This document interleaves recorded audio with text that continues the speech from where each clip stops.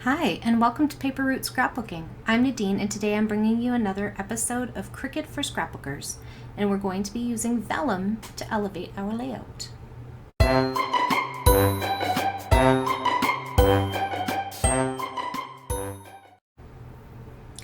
Okay friends, so today is another Cricut layout, and in order to elevate this layout, I already got some inking done around the edges of my elements. I already did some doodling on the ocean floor here and the one down here. I'll probably do a little bit more doodling than that. And then I have a new thing I wanted to try today to bump up my layout a little bit, make it a little bit more interesting, and that was to use vellum. So I have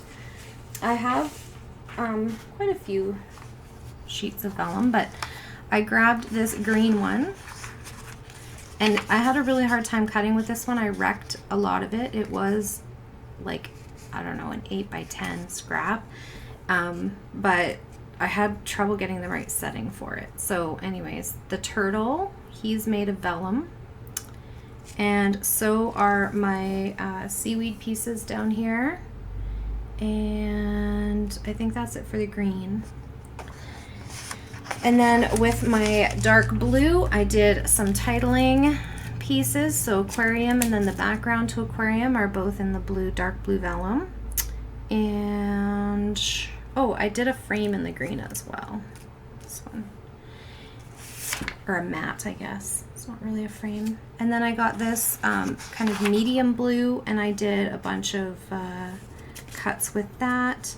So I got these two mats here and then some bubbles. So the bubbles are in all three different blues.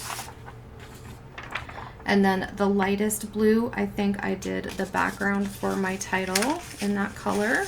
So it's on there. And I also did some bubbles in that color as well. So 4 sheets of vellum, and I think that'll just add a little something. So another, just like with the, what do you call it, coordinations cardstock and the dotted Swiss cardstock, just sometimes using a different kind of paper can give a little bit of interest to your layout, right? I think I'm going to pause the camera here and put together some things because it's going to take a while to put together like the bubbles and the title, and then we can come back and glue down the layout together. Okay, so I got down some elements onto my page. I did this whole bottom scene part because of it's a lot of layering and fussing around, so I thought I would do that off camera so as not to bore you. I also layered up my little bubbles. So most of the bubbles actually went into the title piece, and the ones that didn't, I got the little ones layered up, and then I saved the big ones so you could see my process with that. I didn't want to do them all with you because it's just a time thing, and I didn't want to make the video too long, and so I saved these larger ones for us to do together. And I've dropped somewhere the white backing. There it is. Okay, so we've got the vellum has already been run through the Xyron sticker maker, and then I'm going to pull it up. There's a little piece of dust or something stuck on the back of here, so I'm just gonna pull that out so that it doesn't shine through. There we go. Okay, so I'm just gonna move my layout up a little bit so that I can use this piece of my desk. I feel like I made a bigger mess than I had before. Maybe this will help, or it'll make it worse.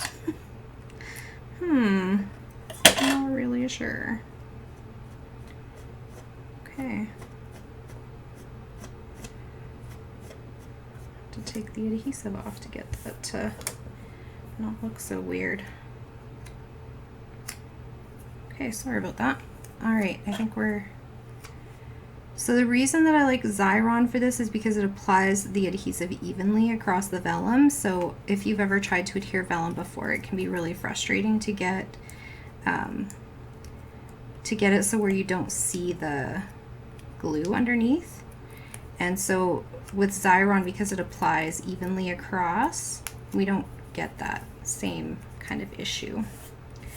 So there is one bubble, and then I just ink around the edges and run it again through my Xyron so that I can stick it to my layout because it's kind of a small piece. So lift the vellum off, add it to the base circle, and they're not exactly the same size on purpose, right? Because they didn't necessarily want you to see the under layer, but I think that just adds a little bit of interest in a die cut like this where it's supposed to be translucent, right? If you see a bubble in real life, it's translucent. There we go. Get that down there. Ink it up. And I'm not fussing about getting it even all the way around. Some people might, but I'm not gonna. And then get rid of that. So when I put together my title piece, I found that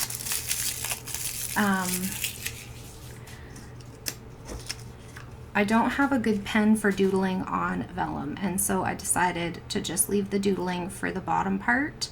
Did a little bit on here, but it's really hard to see, so I'm not going to worry about it. The other thing I learned was that something looked funny to my eye, and I couldn't figure out what it was, and then I noticed that it was because all of the reflections on the bubbles were not facing the same way, so I had to pick the bubbles up and turn them so that the reflection was all coming from the same place. And because the reflection was already built into this big piece on the vellum, I made sure that the reflection was coming from that same direction. And that seemed to fix the problem where my eye was saying, something's not right here. Okay, so I'm gonna just tack down my title onto the page.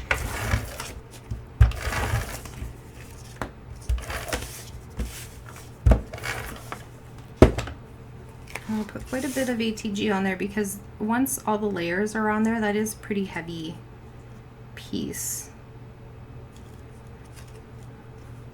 But it's super fun, right? Those Cricut titles can be super fun. So what else did I do off camera? I put down my photos because of the layering. I put down my journaling so that I could line up my photos. And then I also put down my turtle because I wanted him to not cover up things in my photos, but I also wanted him to kind of layer on top of the photos.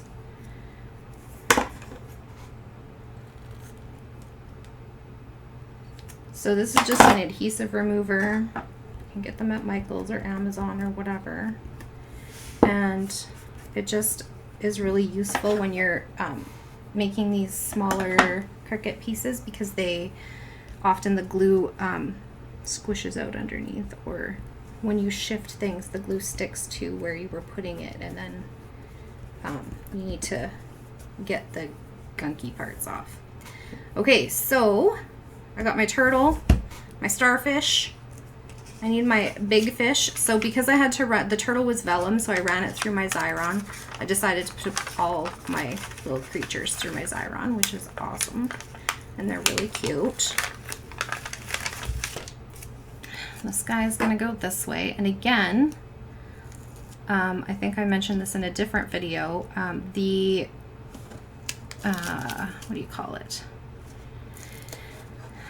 The eyes, the printable eyes that I used on this fish were too big for that fish, and they looked funny on the turtle. So I pulled out my Google eyes again, and Google eyes for the win. They did the job, did the trick. Okay, so there we go. So we got our fish on there. Now we can put our vellum bubbles on. So I think I want 3 up here.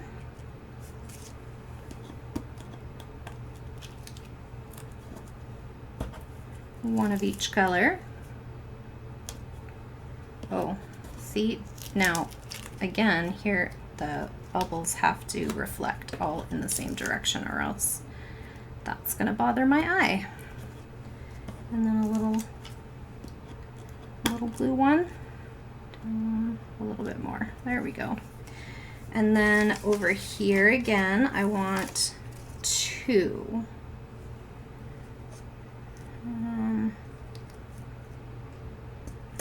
here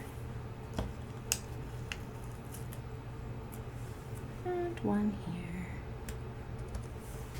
and then down here I'm going to have 2, again turning the bubbles so that the reflection is toward the right, top right, and that one, and behind, oh, I want it on top. Okay, there we go. So I did pull some little wood veneer pieces to go with my layout.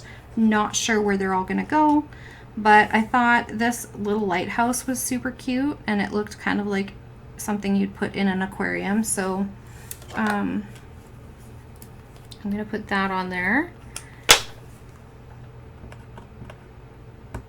In my title piece.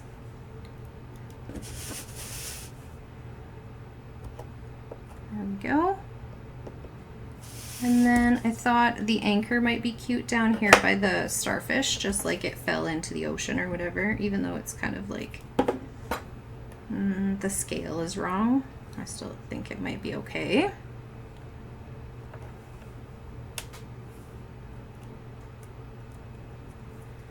And then I got these little arrows and I thought they might be fun on top of this strip of washi that I added to the bottom of my journaling card because it was kind of blank at the bottom. So I think that's what I'm going to do there.